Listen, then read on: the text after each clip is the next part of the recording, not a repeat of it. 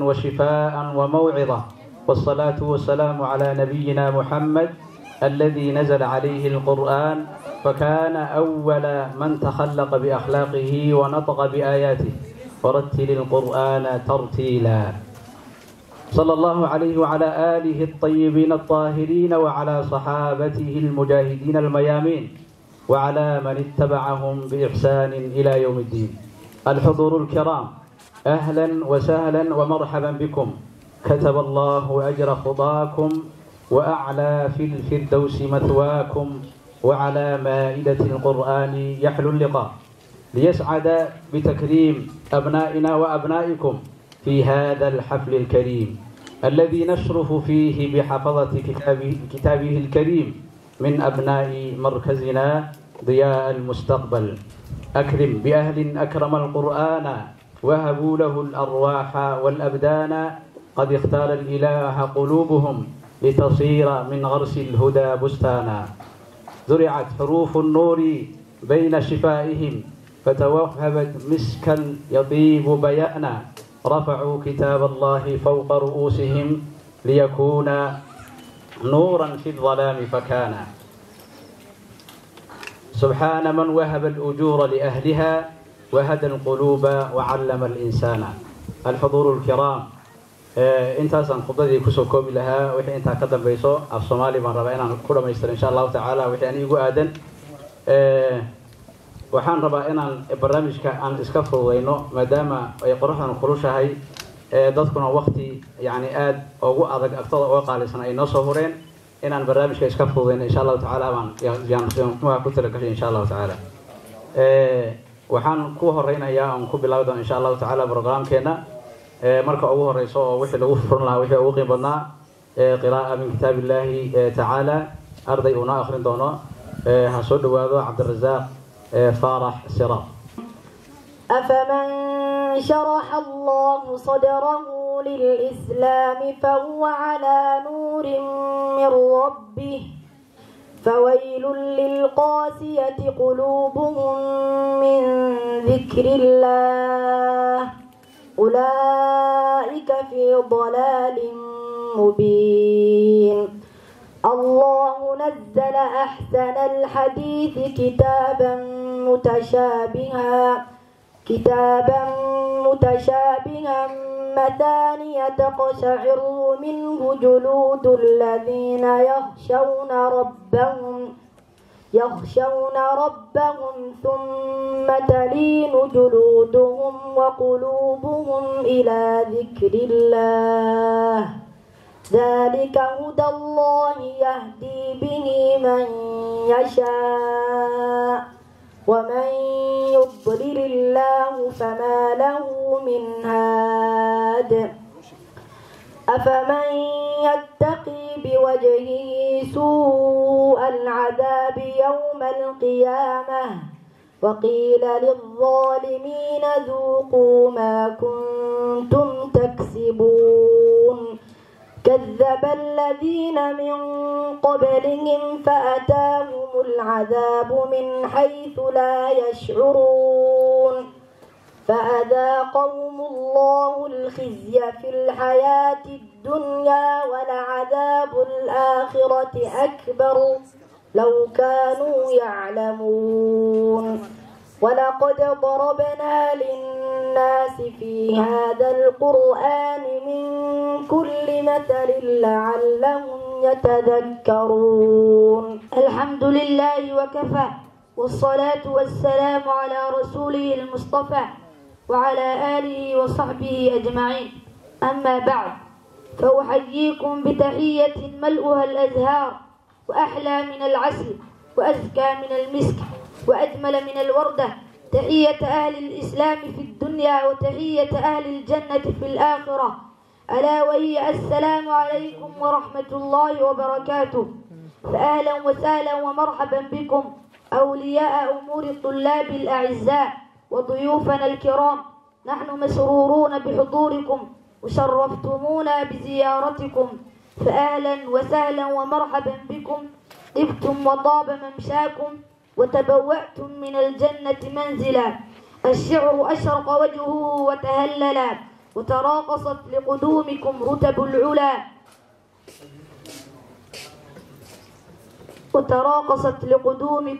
رتب العلا، والشجر في إيوانه متبسم، والقهوة الصهباء دارت أولا، والقلب ذي نبضاته لو ترجمت لسمعت أهلا بالحبيب ويا هلا. يتزاحم الترحيب يسبق بعضه بعضا ويأتي بعضه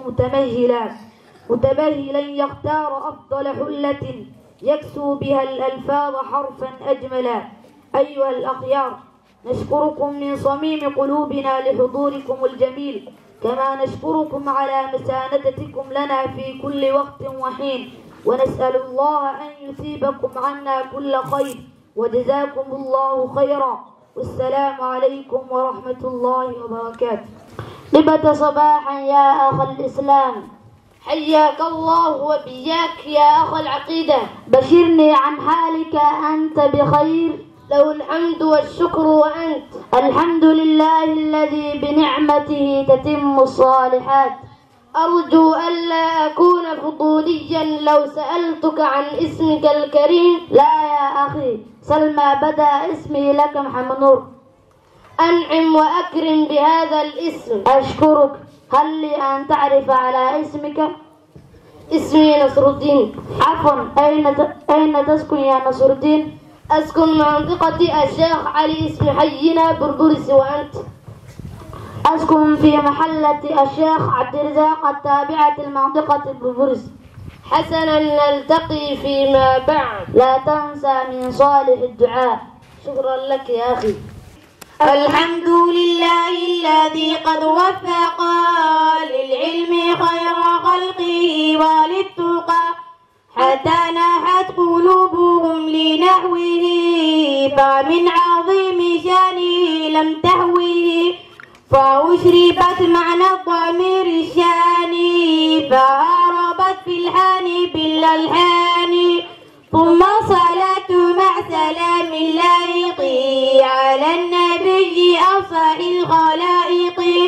محمد والآل والأصحاب،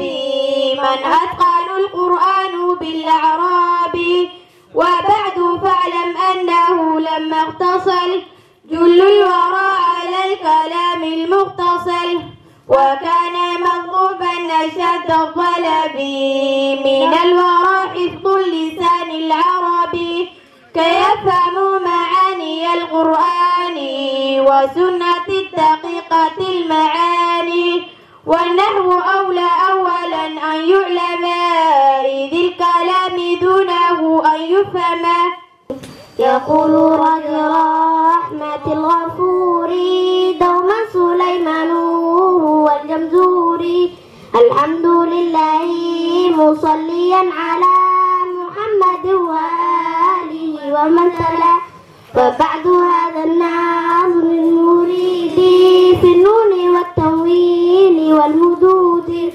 سميته بتحفة الأطفال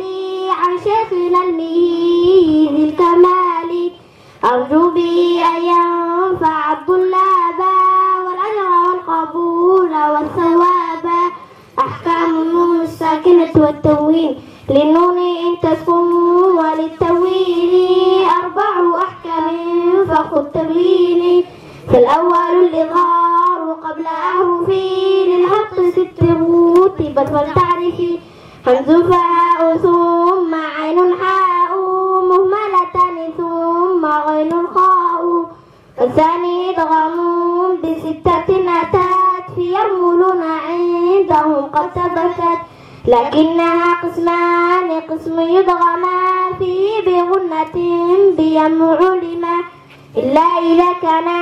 بكلمة فلا تدغم كالدنيا ثم صوان تلا. سؤال: ما العقيدة؟ جواب: هي الإيمان الجازم الذي لا يتطرق إليه شك لدى معتقده في الإيمان بالله عز وجل، وما يجب له من التوحيد بربوبيته وألوهيته وأسمائه وصفاته. سؤال: ما الإسلام؟ جواب: هو الاستسلام لله بالتوحيد والانقياد له بالطاعة، والبراءة من الشرك وأهله. سؤال: ما أركانه؟ جواب: أركانه 5 وهي: شهادة أن لا إله إلا الله وأن محمدا رسول الله، إقام الصلاة، إيتاء الزكاة، صوم رمضان، حج البيت من استطاع إليه سبيلا. سؤال: ما مراتب الإسلام وما هي؟ جواب: مراتب الإسلام 3 وهي: الإسلام، الإيمان، الإحسان. سؤال: ما الإيمان؟ جواب: الإيمان هو الاعتقاد بالقلب والقول باللسان والعمل بالجوارح. سؤال: ما أركان الإيمان وما عددها؟ جواب: أركان الإيمان 6 وهي: أن تؤمن بالله وملائكته وكتبه ورسله واليوم الآخر وبالقدر خيره وشره. سؤال: هل للإيمان ثبوت؟ جواب: لا، ليس للإيمان ثبوت، لكنه يزيد بطاعته وينقص بالمعصية. سؤال: ما الإحسان؟ جواب: الإحسان أن تعبد الله كأنك تراه، فإن لم تكن تراه فإنه يراك. سؤال: هل للإحسان أركان؟ جواب: لا، ليس له أركان، وإنما له ركن واحد وهو كما ذكرناه. سؤال: ما معنى لا إله إلا الله؟ جواب: معناها لا معبود بحق إلا الله. سؤال: ما شروط لا إله إلا الله؟ جواب: شروطها 7 وهي: العلم واليقين والانقياد والقبول والإخلاص والصدق والمحبة. سؤال: ما أركان كلمة التوحيد؟ جواب: أركانها 2 وهما النفي والإثبات. سؤال: ما الفقه؟ جواب: هو العلم بالأحكام الشرعية عن أدلتها التفصيلية بالاستدلال. سؤال: ما أحكام الفقه؟ جواب: أحكامه 5: الفرض والسنة والمباح والحرام والمكروه. سؤال: ما الطهارة؟ جواب: هي رفع الحدث وإزالة الخبث. سؤال: ما وسائل الطهارة؟ جواب: هي الماء أو التراب أو الحجر أو الدبغ. سؤال: كيف نطهر النجاسات؟ جواب: بإزالتها وغسلها بالماء. سؤال: بماذا تكون طهارة الحدث؟ جواب: بالوضوء أو الغسل أو التيمم. إن الحمد لله نحمده ونستعينه ونستغفره ونعوذ بالله من شرور أنفسنا وسيئات أعمالنا. من يهده الله فلا مضل له ومن يضلل فلا هادي له، وأشهد أن لا إله إلا الله وحده لا شريك له، وأشهد أن محمدا عبده ورسوله صلى الله عليه وعلى آله وصحبه أجمعين. أما بعد، أيها الناس، أوصيكم ونفسي بتقوى الله تعالى. يا أيها الذين آمنوا اتقوا الله وقولوا قولا سديدا يصلح لكم أعمالكم ويغفر لكم ذنوبكم، ومن يطع الله ورسوله فقد فاز فوزا عظيما. أيها المسلمون، يقول الله تعالى: ونزلنا عليك الكتاب تبيانا لكل شيء وهدى ورحمة وبشرى للمسلمين. ففي هذه الآية الكريمة يذكرنا ربنا جل وعلا بنعمة أنعمها علينا ومنة امتنها على خلقه أجمعين، بما أنزل إليهم هذا القرآن العظيم الذي فيه من البشائر والهدى والرحمة لكل مسلم جرد قلبه من الأهواء والموانع، لينتفع بكلام الله سبحانه وتعالى، والذي وصفه بقوله: وإنه لكتاب عزيز لا يأتيه الباطل من بين يديه ولا من خلفه، تنزيل من حكيم حميد. ولأنه كلام ربنا سبحانه وتعالى جل فيه قوة في التأثير، لأنه يخاطب عقول البشر وقلوبهم، وما توسوس به صدورهم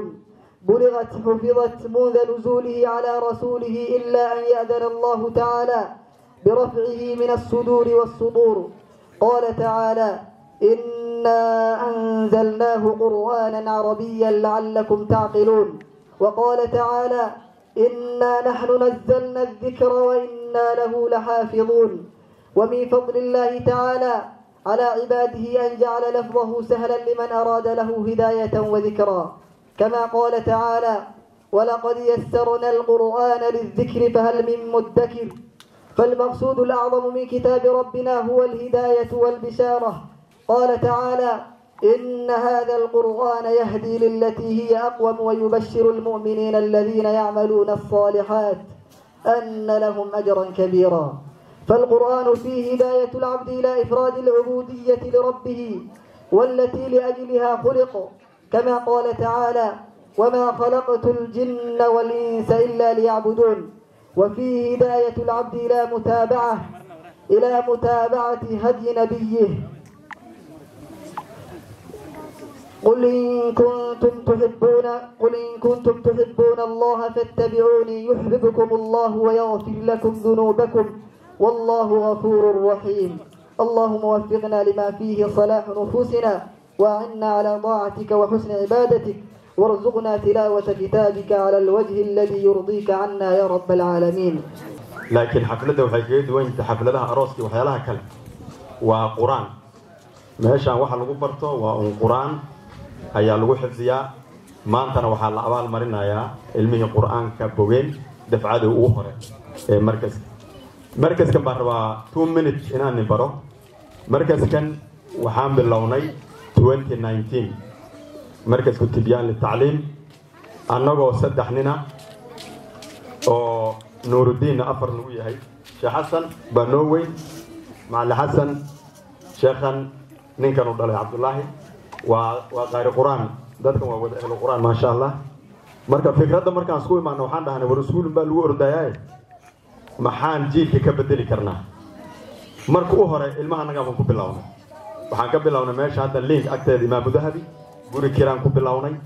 2019 marka kadib ilaahay wuxuu noo sakhiray dhulkan inaa iibsano iyo kawaanjadan gawaarida hadda la dhiga ka dambeeso fusuuladan aan bilownay. corona naga soo dhaxgalay almost 2 years ku dhawaad waa la xirnaa intaasaan diyaarinaynay 2021 waan si fiican u bilownay alxamdulilah. dafcada ugu horeysay maanta ayaan meesha 30 jusub lagu abaal marinaa shahaadada la siinayaa waa ilaahay mahadi. intaasaan iyo farbarki waad ogtihiin waa mihnada ugu adag fanniga ugu adag waa 9 bilood ama 7 bilood macalinka ugu dadaal badan baa ilmaha lala xarbin waa meesha ugu adagta ilma ayagana takharujeen baa jira farbarka ka takharujeen oo la siinayo shahaadooyin. markaska ku soo dhawaada markaskan waa markas diini ah oo waliba asaaskiisa annagu haddii aan aasnay markaska wallaahi kumaana asaaskaanaga iyo qasadkaanaga ma ahayn inaan wax ka helo ma ahayn. culimadu waxay ku tilmaameen dacwada islaamka inay tahay guri la dhisayo kale sida baloog oo kale inay tahay. qasadkaanaga ilaahay hadduu wax naga siiyo falilaahi alxamdu laakiin haddaana weligaana shirin ka helin qasadkaanaga iyo go-aankaanaga waxaa weeye inuu markaskaas sida u furnaado ama 10 ilmo ha joogaan ama 200 ilmo ha joogaan weligaana wax ka helin. laakiin dacwadii islaamka iyo diintii qaybta naga aadanayd inaan magaalada Gaarisa kaga qayb qaadano maadaama aan degannahay oo magaalada aan ka midnahay dadweynaha deganaa. runtii saas way annaga ujeedadana ilaahayna waxaan ka baryaynaa insha Allah taala inuu nagu kaalmeeyo wax walbo ilaahay kaalmeeyo ma barakoobo oo wax noqda. marka idinkana insha Allah taala waxaan u baahanahay saboodkiina iyo ducadiina u baahanahay haddaad tihiin dadweynihii ama ilmaha u dhiganayaan ama kuwa kale ilmaha u dhiganayeen. runtii dadka Gaaris ku nool waa dad wanaagsan aniga saan ka warqabo dad wanaagsan way dad Gaaris ku nool oo la dhihi karo. waad maqlayseen sheekh Mustafa Ismaaciil bari uu tamarku imaaday taariikhku magaalada ka bixinayay dadkeeda waad maqlayseen magaalada Gaarisa meel kasta adduunka la joogo waa meel dadku ay hamiyaan inay qayb ka noqdaan ama ay degaan ama ilmahooda keensadaan way taas ogaada. hadal badan ma qabo maanta waxaan halkan iskugu imaanay inaan muxuu ahaay abaal marino ardadii takharujaysay ee quraanka xifdisay iyo ardadii farbarka intaas baa maanta muxuu ahaay halkan iskugu imaanay wax la iskugu imaado oo lagu kulmo oo ka qiimo badan ma jiro xaflado badan iyo meelo muxuu ahaay la iskugu yeero inaan tagno waa laga yaabaa laakiin inaan xaflad quraan ka soo qayb gasho waa yacni wax sahlan ma ah allana subxaanahu watacaala raalli buu kaaga noqon malaa'igtiisana way waxa weeye way qayb bay ka tahay oo xafladda way ka soo qaybgalaysaa ma garat marka soo dhawaada dhammaantiin waad mahadsantihiin kasoo qaybgalkiina xafladana ardadaasaa loo qabtay maanta ilaa aniga waxaan muxuu ahaa meel fog baan uga imaada wallahi xafladan darteed iyo ilmaha inaan farxadooda ka qayb qaato marka macallimiinta sidoo kale iyagana waa mahadsan yihiin ilmaha waqti badan geliyeen juhdi badan geliyeen idaarada sidoo kale way mahadsan tahay uma ardadaas muxuu ahaa sanadka hor dhan baa laga shaqaynaya xifdigooda hawshaana waxaa hormuud ka ahaa mudiirka markaska sheekh nuurdiin sidoo kale sheekh nuurdiin asna waa mahadsan yahay dhammaantiin ma soo dhawaada wajazaakum allahu khayran wassalaamu calaykum waraxmat ullaahi wabarakaatu hal aayad iyo hal xadiid oo qur-aanka fadligiisa ka hadlayo haddee qur-aanka fadaaishiisa qur-aanka o dhan baa ka hadlayaba nabiga calayhi salaatu wasalaam haddee intuu kaga hadlay axaadiida wax la soo koobi kara maaha laakiin meeshan meel haddee muxaadaro iyo hadda waxaa weeyaan dheer in laga jeediyo ay munaasab tahay maaha ilaahay subxaanahu watacaala wuxuu leeyahay ina aladiina yatluuna kitaab allah horta aayaddaasu culimmadu waxay dhahaan aayatulquraa bay dhahaan yacni dadka quraada ah ayaa iskala bay dhahaan wuxuu leeyahay alla subxaanahu watacaala kuwa akrinaya kitaabka ilaahay ina aladiina yatluuna kitaab allah wa aqaamuu salaa salaadana toosinhayo salaada tukanay lama dhihina toosinayaa la yidhi macno weyn baa meeshaa ku jiro oo in la fahmo loo baahan yahay macnuhuna waxaa weeyaan salaadaas wax alla wixii ay u baahan tahay in loo dhammaystiro laga bilaabo shuruudeeda iyo muxuu ahaa inta laga baxayo wax alla waxay ka caagantaho salaada muxuu aha dhaawacayana laga dheereeyo qaabkii nabi maxamed calayhi salaatu wasalaam uu gutayna loo guto macnahaasay keenaysaa iqaamadu qur-aankana sidaan buu ka cabiraa marka kuwa marka kitaabkii ilaahay aqrinayo laylan wa nahaaran habeen iyo maalinba salaadana toosinhayo wa anfaquu mimaa rasaqnaahum waxaan annaga alla siinayna wax ka bixinayo waxaan haysana dhammaantii ilaahay baana siiyey subxaanahu wa tacaala wax awoodeenna kartideenna aan kula imaanay maaha wax ka bixinayo siran wa calaaniyatan si hoose oo qarsoon iyo si muuqataba u bixinayo سرا وعلانية تجارة لن تبور لو سيدا ما هنشاف تجارة بيليه تذكر كنعس لن تبور مرنا عن خسار كنعسيالك كالية تجارونك كال كل وخسارة مرنا والو فائدة مرنا والو خسارة لكن مدن أيضا قفك كتنبايا سيدا الله شيء الله شيء يقتل معينا وحاول أغد أبايو ولي خسارة أركمهايو ولي خسارة أركمهايو marka yuwafiyahum ujuurahum wataa marka aayadda sii socoto ajirkooda inuu ilaahay u dhammaystiro subxaanahu wa tacaala marka aayaddaas marka waxay nagu boorinaysaa kitaabka ilaahay subxaanahu wa tacaala inaan jeclaano awalan taaniyan aan baranno aan ku dhaqanno ilmaheenna barno yacni waxaa weeyaan jacaylkiisa iyo ku dhaqankiisa iyo aqrintiisa iyo fahamkiisa aan waxaa weeyaan waqtigeenoo dhan aan gelinno ayay nagu boorinaysaa وان ديريان وملينيا حديث النبي عليه الصلاه والسلام وقرنيسان خيركم من تعلم القران وعلمه يعني امه النبي عليه الصلاه والسلام دمان قفك او خير بدن وقفك قرانك برتي dadkana sii baraw halka marka waxa ka ogaateen macallimiintu inay yihiin khayrul umma ummadda oo dhan dadka ugu khayr badan waa macallimiinta quraanka dadka bar ilaahay ayagana subxaanahu wa tacaala ikhlaas allah ku risaaqo ikhlaaska markii la helo ayay muxuu ahaa khayriyada helayaan laakiin ikhlaaskii markii la waayo wax badan baa halaabaya ayagana waxaan leeyahay aniga idan la hadayaaba ka mida macallin baan ani marka waxaan leeyahay aan ku dadaalno ikhlaas aan ku dadaalno waalidiinta waxaan leeyahay aniga aan ka mid ah amaana ilmahaas amaanay nagu yihiin ilaahay baa nagu amaanayay subxaanahu wa tacaala ilmahaas ilaahay aan ooga cabsanno ilmahaas xuquuqdii ilaahaygai abuurtay aan barno rasuulkoodii aan barno diintoodii aan barno intaasuu ilaahay nagala xisaabtamaya subxaanahu wa tacaala. xafladan maanta dhacday waad arkaysiin maalintii shacbaan ay bilatay ilaa iyo maanta xafladooyin baa dhicayaan oo culamaadiinka magaalada gaarta ay sameyn lahaayeen haddii maraakiis ay yihiin haddii ay madaaris yihiin maraakiis taxfiid quraan haddii yihiin macaahid yihiin yacni xafladda shacbaan laga bilaabay ilaa iyo hadda oo soo berri aan filayn intaas isdaba joogta waxay soo bandhigayaan sheekhyada khayr allaha siiye wixii ay qabanhayaan bay soo bandhigayaan waxaan dhihi karaa 70% waa shaqada ka socota gobolka waqooyi bari ama khaas ahaan haddana gaar markii dacwadii diinta culummada juhuuddooda iyo dadaalkooda la fiiriyo waxaan leeyahay hadda haataa meel aan ka soo baxay baana director inuu maqlaan rabaayo meel hadda aan ka soo baxo waxaan lahaa dadka iskuullada ka baxay ka imaaday macallin haya iyo arday haya way fail gareeyeen oo ma fail sisi nado ma faulu sisi to ma faulu alxamdulillah dawladna taa kuleen haysana maro cid lacagna siin haysana malo anaga is wadnaa madaariseen iyo dugsiyadeena iyo masaajideena ba anaga is wadnaa dadweynaha baan ku xiran waxa laga qaada ardaydana waa wax yar oo kooban marka juhudi dadaalka culimada markaad fiiriso waa mid aad u weyn marka dhammaan waan u mahad celinaynaa sheekhadeena kuwan hadda aan joogno oo markaas tibyaan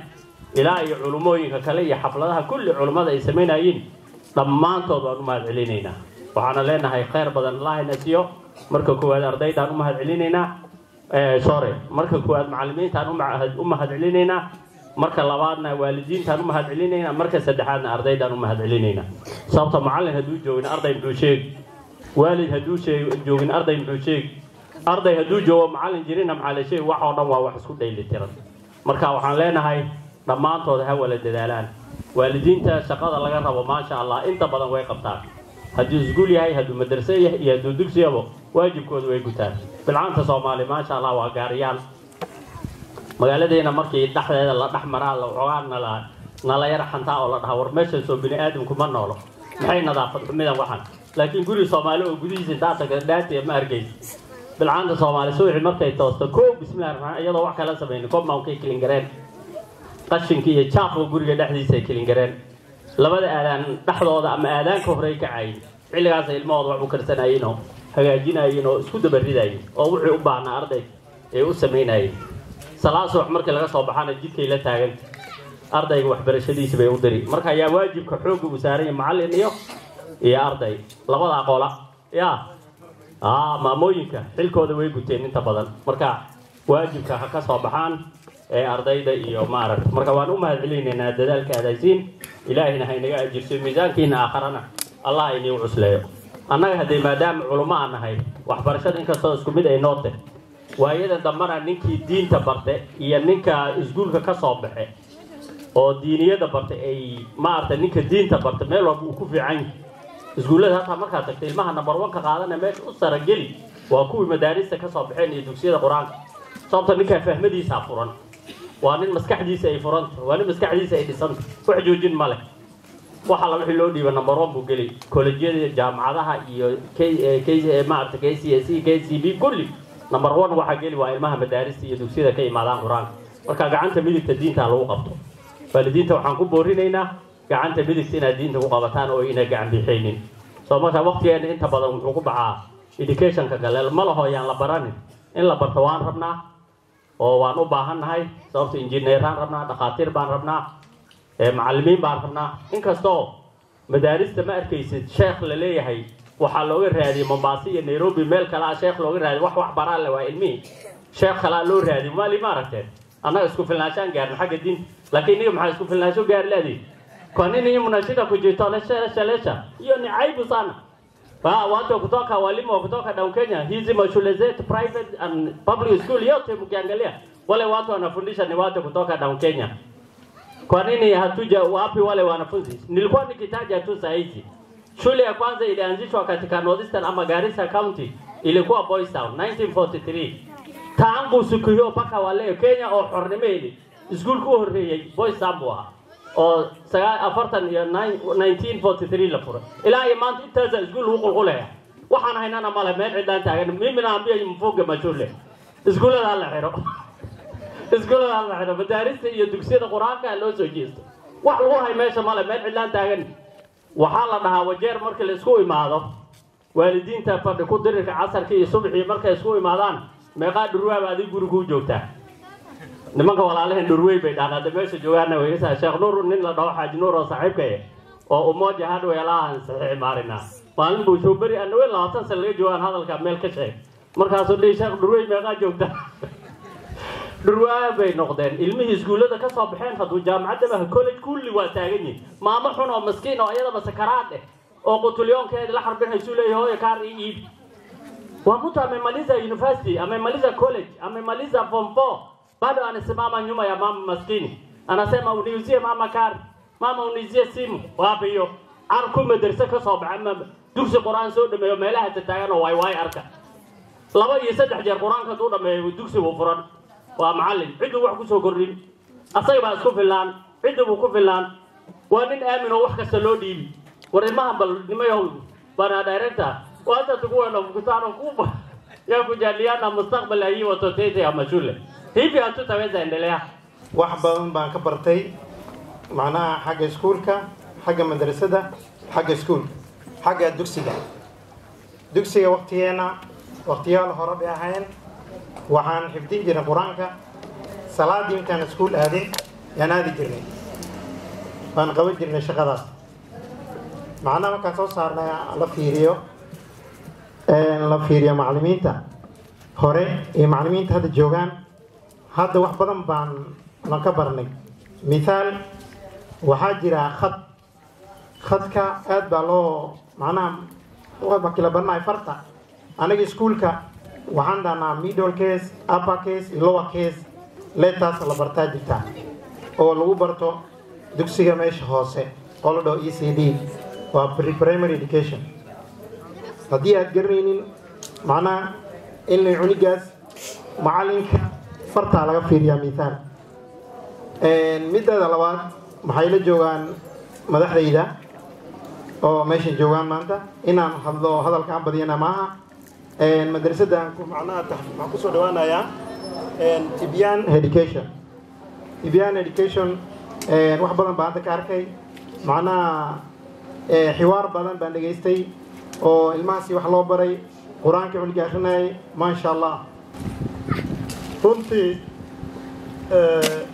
barashada horta waa tii diinta laga bilaabo waxaan kale waxa la dhahaa education formal education bal waan u riyaaqaynaa sida caruurtaanada ay maartay carabiga u akhriyeen quraanka u akhriyeen laakiin waxaan leenahay education secular ha noqdo mise formal education ha noqdo labadaba way isgarabsadaan waxaan u maleeyaa anay ninkan walaalkeena Cabdirasaaq county education board baan ku wada jirnaa daraad arrin uu ka dhawaajiyaa jira Cabdirasaaq suu sheekha uu sheegay iyo dhakhtarka uu sheegay catchment kaleeto burburiska inuu iskuul ay qabeen tasaamaho arrinta amaana ogeen laakiin waan isweydinay Cabdirasaaqna arrintaasayta boardkuuna ka dhawaajiyay iskuul waxaan u maleynayaa haddii iyaga ugu fadhiyaa oo hadda tawfiiq la dhaha meeshan ayta laga furay middan aytuna waa laga furi doonaa laakiin sheekh camey waxaan u sheegi dowladda inay expand gareysay rabtaa inay iskuullihii ay furto laakiin dhul baa la leeyahay gaaris waxaa la dhahay dhulkeeda hot cake buu noqday waa nin kastaba meel unbuu dabada gashada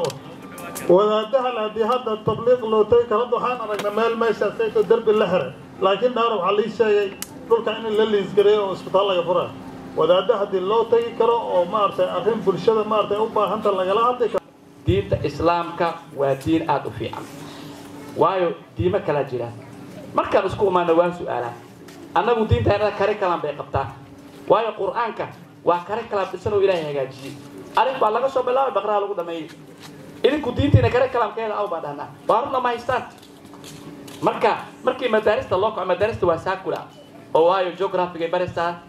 science ay baraysaa wax kasta ay baraysaa laakiin diinta marka u soo kacdo qur'aanka iyo xadiidka kare kalamkiisu waa dhisan yawaana yaala marka taa way ku sharfan tahay culimada gaarisna aad baan u amaanaynaa waayo meel kastoo aad tagtaba board af carabi ku qoran baa yaala marka waxaad arkaysaa dadaal dheer inay sameynayaan inaguna dadaalka insha Allah waanu samayn doonaa waxaa kaloo jirtaa siduu sheekha sheegay macallimiinta gabaabsi bay nagu yihiin waayo ilmaheenni macallimadii bayba ka shuufayeenba maantana waxay taagantahay shaqadii keliya ee taagan inay macallimadii tahay waxaan kaloo idiin sheegi laba shaqo baa maanta gaarisa jiraan ama caalamkaba jiraan waa shaqo oo gacantaada waxaad ku qabsan karto vocational ah ka soo baxdo waayo plumbing baa jirtaa biyo xirid nal baa jiraa gaari la hagaajiyo guri la dhiso raangi guri la mariyo shaqadii oo dhan annaga waxaan dhan annaga ma lihin aan qaana dadkaan u reebnaa salaada markaad istaagto nomar horta ilaa istaagto ilaa taqriiban 5,000 oo ruux baa ka soo gudbaysa marooro dadka ayaga qudubiduruur bay soo doonayaan shaqay sameynayaan way laabanayaan dadka laga shaqaysanana waa annaga ilmaha inagana guriga inoo fadhiyaan marka anigu waxaan rabaa hadda ayaan dhameeyay madaxda baarlamaanka ku diiwaan la wada hadlay nimaan la hadlin malaha carruurtii waan soo xareynayna idinkana fiiska nooga bixiya college gaarisa college-da 700 ciyaal baa hadda dhigtaan waxaan ku talagalaynaa inta badan aan culays saarno si carruurta ay u soo xaroodaan dhibaatada kaliya ee haysta waxaa waaye cudur la yiraahdo qash cunugii ma akhrisanayo iskuul foonfoon markuu gaarana qash baa loo sameeyay marka haddii uu helo B college-ka ma aadi karo uu aadi karin wuxuu ogyahay college-ka inuu aadi karin maxay la B waysa saga ma laha gabar baa iftiin gaalis u maatay waxay tiri B baan helay meelaha qaxootiyaan aaday B+ baan soo helay aabay hooyaday waxay soo qaadeen Kampala International University inaan medicine soo sameeyo mana u kici karin waayo ani ma lihi shahaadada rito madamay hooyaday igala hadaltay igala hadlay aabay anigu bigaan isku tuuri dhibaatadan haysto horta waa taa marka ilmahan hoos ahaan aanu ogaano fariinta aan ka wada MP-ga waxaa way si oona sidii sheekha uu sheegay booladan mar horaan rabnay inaan iskuul aan ka furno dhul baan soo aragnay oo dawladda iska lahayd sida uu sheegay waraaqyo fara badan baan qornay haddii inoo suurageli lahayd waqtigan iskuulka waa la dhisi lahaa laakiin nooma suuragelin laakiin MP-ga maanta wuxuu i dhahay iskuul waan dhisaynaa laakiin beryahan inaad ka warhaysiin moogiye dhulka waxaa bixiyaa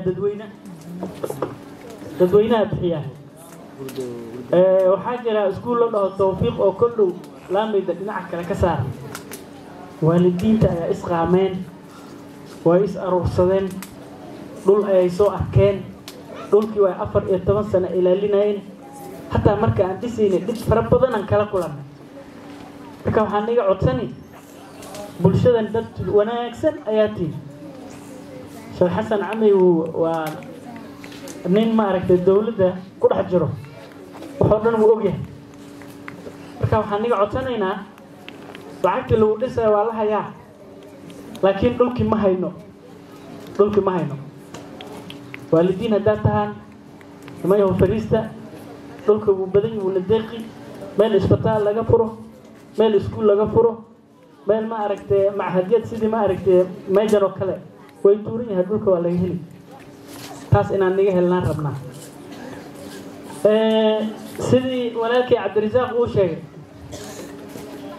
tacliintan ilmahan ay ku jiraan anaga horta waxaan ka nahay 0 waxaan aaday 2019 waxaan u kacay xaj luqadda lagu hadlayo waa Arabi حتى هوتيل وانجيلي هوتيل كوب شاه sidii loogu yeerto waxa uu ogaaday waa inaa wax aan akhrisan meel cidla zero waxay noqotay inay ma aragtay dadkii waxoogaa af Arabi ka saay inaan ku dawagasho ama arag ku dawagabado marka wax soo cunay wax ma akhristo marka waxaan akhrisanay oo dhan waxaan ogaaday inay waxba ay ahayn marka nimayo waa mahadsantiin tacliinta waa loo baahan yahay laakiin sheekh ilmihii ma aragtay macallimiinta noo noqon lahaayeen dhakhtar noqon lahaayeen injineer noqon lahaayeen waa kuwan waxa aan wax geysanahay noo meelaha noo taagan darbiga waa kuwa ma aragtay nacsiin ee ma ku haran iskuulada kuwan aan barno iskuulada iyo ma aragtay isku darno iskaashano managementka حقاً أخرنا أقسام كل مركز كوكلا بحة وحن يرضى لي لأنه كم مقنت تفسير القرآن أنا تفسير القرآن ما برن أو يعني مدرسة مقلين أوكي مدرسة ما كان بيجيني وأنا لا برا تفسير كه لكن سنير أنا لا ما برن أو يعني ما نبوي